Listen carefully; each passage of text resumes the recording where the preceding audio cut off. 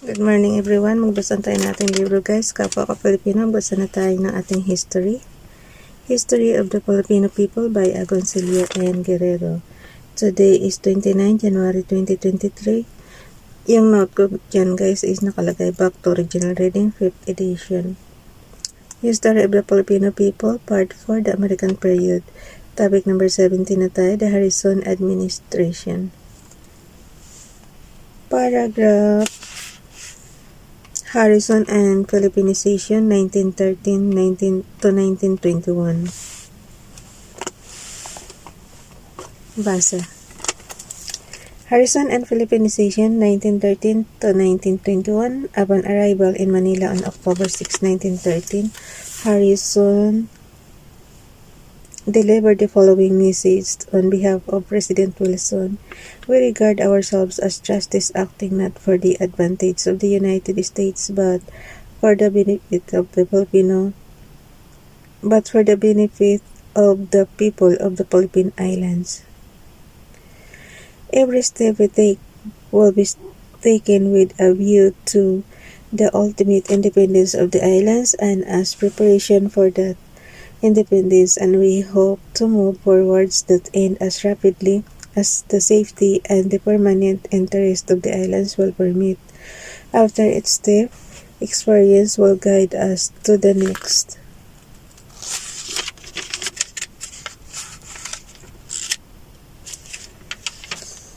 The administration will take one step at once and will give to the native citizens of the islands a majority in the appointive commission, and thus in the upper as well as in the lower house of the legislative, a majority representation will be secured by them.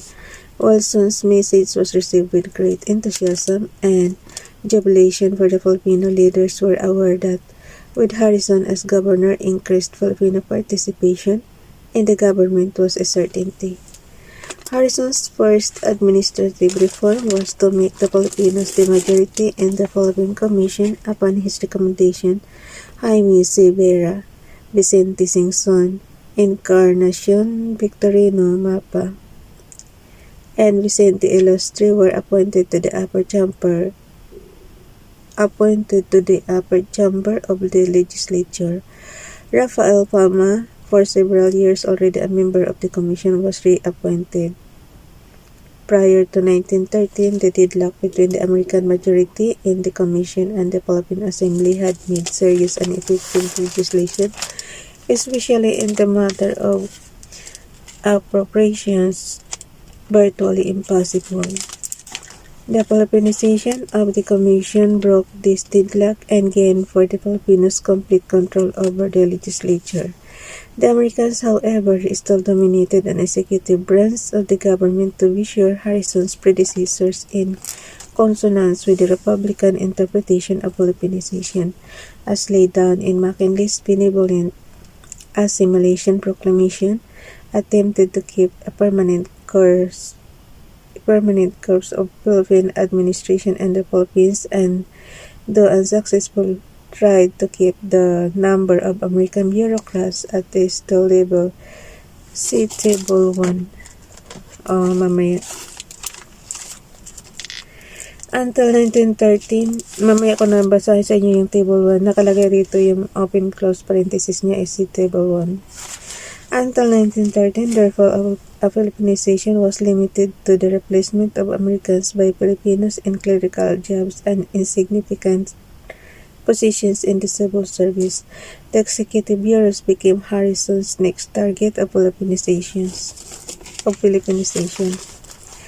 The task was made easier by the fact that for the past decade, most chiefs of bureaus and offices were not in the classified civil service, having been appointed by the Governor-General and confirmed by the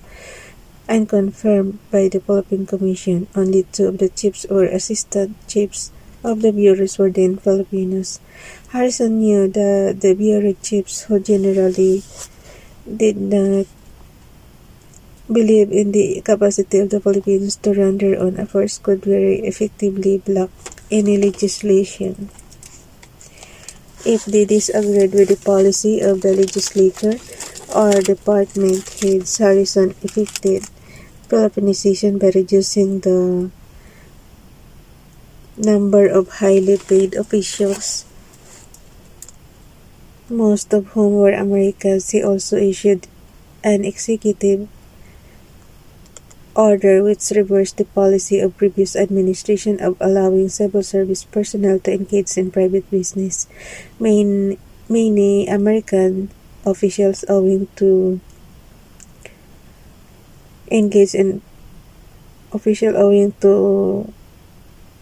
the drastic salary reductions and the domestic commercial property of 1915 to 1919,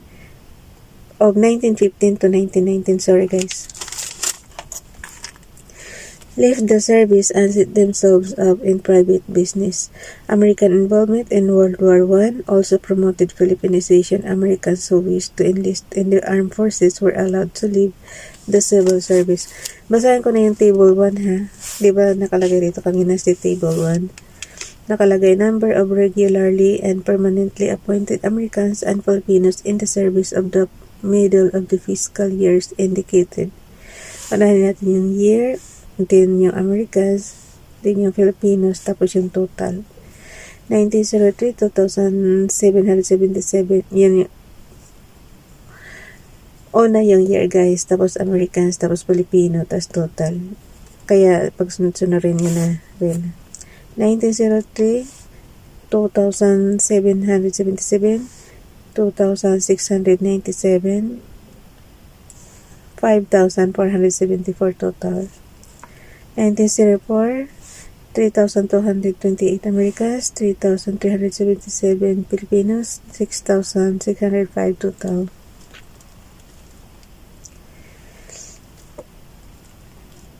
1905, 3,307 Americans, 5,023 Filipinos, total of 7,330. 1907, 2,617 Americans, 3,902 Filipinos, 6,518 total.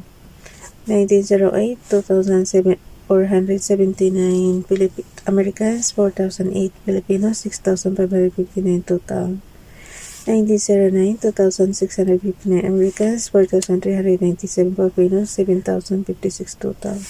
1910, 2,633 Americans, 4,639 Filipinos, 7,272 total. 1911, 2,633 Americans, 4,981 Filipinos, 7,614 total. 1912, 2,680 Americans, 6,033 Filipinos, 8,713 total. 1914, 2,430 Americans, 6,781 Filipinos, 9,221 total. 1915, 1,935 Americans, 7,881 Filipinos, 9,816 total. 1916, Americans, 1,730, 8,725 Filipinos, 10,455 total. 1917, 1,310 Americans, 9,859 Filipinos, 11,169 total. 1918, 948 Americans, 10,866 Filipinos, 11,814 total. 1919, 760 Americans, 12,047 Filipinos, 12,807 total. 1920, 582 Americans, 12,561 Filipinos, 13,143. 1921, 614 Americans, 13,240, 13,854 total. Hanggang 1921 lang to guys Yung Americans yan, 614, pababa sila ng pababa. 614, tapos yung Filipinos, 13,240. Total niya is 13,854. Yun yung number of regularly and permanently appointed Americans and Filipinos in the service at the middle of the fiscal years. Okay. Yung karugtong ng doon sa kanina. Americans who wished to enlist in the armed forces were allowed to leave the civil service. The enactment of the Civil Retirement Act number... Ang haba pala nito. The enactment of the Civil Retirement Act number 2589 in February 1916 further accelerated Filipinization.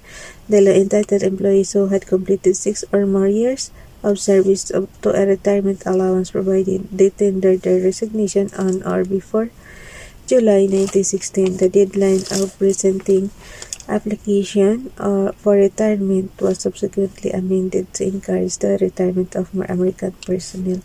Vacated positions were considered abolished unless filled by the Governor-General. If the positions were filled, the salary of the new appointee would be only 2/3 of that of his predecessor, thus assuring the government of savings to cover the retirement allowance of the retired employee and at the same time make sure that retiring American bureaucrats would be succeeded by Filipinos. By 1919, Harrison had transformed a government of Americans assisted by Filipinos to a government of Filipinos aided by Americans. Americans constituted less than 6%. Table 2. Number of Americans and Filipinos in the civil service, July 1, 1913 and July 1, 1919. Anuhin ko ulit yung guys, yung comparison naman ng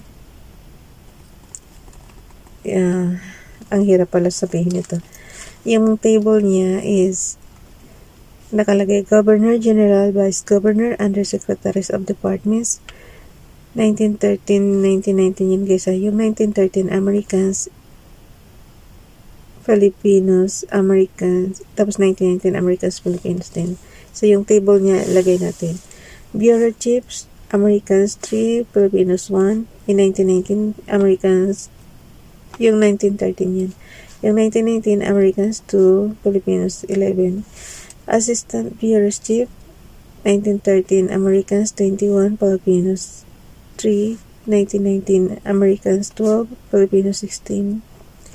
Heads of other bureaus legislature, 1913, Americans 29, Filipinos 6. 1919, Americans 8, Filipinos 14. Legislature, 1913-33, Americans, Filipinos 48. 1919, Americans 8, Filipinos 14. Provincial governors and lieutenant governors, Americans 4, Filipinos 85, Americans none. In 1919, none siya. In Filipinos 100. Justice of the Supreme Court, Americans 19, Filipinos 38 in 1913. 1919, Americans 4, Filipinos 46.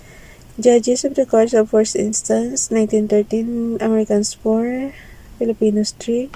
1919, Americans 5, Filipinos 4. Municipal officials including Justices of the Peace, we have here 1913, Americans 19, 661 Filipinos, Americans 10 in 1919, and then Filipinos 747. Total in 1913, Americans 147, Filipinos 759. In 1919, Americans 58, total yan na. And then Filipinos 1,080. Other subordinate officers and employees 2,489 in 1913. Americans, Filipinos 5,513. In 1919, Americans 703 and the Filipinos 9,973. Total of 2,623 in 1913 Americans, and then the Filipinos total is 6,363, and then in 1919 Americans total is 760 plus, and then in Filipinos 12,047.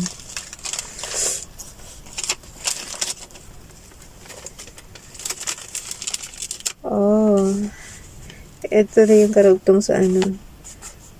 By 1919, Harrison had transformed a government of Americans assisted by Filipinos to government of Filipinos aided by Americans. Americans constituted less than 6% of the total number of officers and employees in the government service. Of the 760 that remained in all branches of the civil service, 356 were in the teaching service and were not therefore directly involved in the administrative machinery of the government. Yan yung nakalagay sa kanya city bulto, ibinasa na natin. Kasi kung saan nakalagay guys, yun ang binabasa natin. Sunod-sunod ba? By 1921, only 9 executive bureaus which were scientific or technical in nature did not have Filipino chiefs. The other 30 bureaus and officers were headed by Filipinos who were either regularly appointed as were assistant chiefs. Ulitin ko ha, the other 30 bureaus and officers were headed by Filipinos who were either regularly appointed as chiefs or acting as such, and in virtually all cases Filipinos or assistant chiefs in training for future greater responsibilities. In 7 years, 1913 to 1921, the proportion of Americans in the civil service dropped from 29% to 4%. Bukas na guys yung the cabinet. Bye everyone. God bless.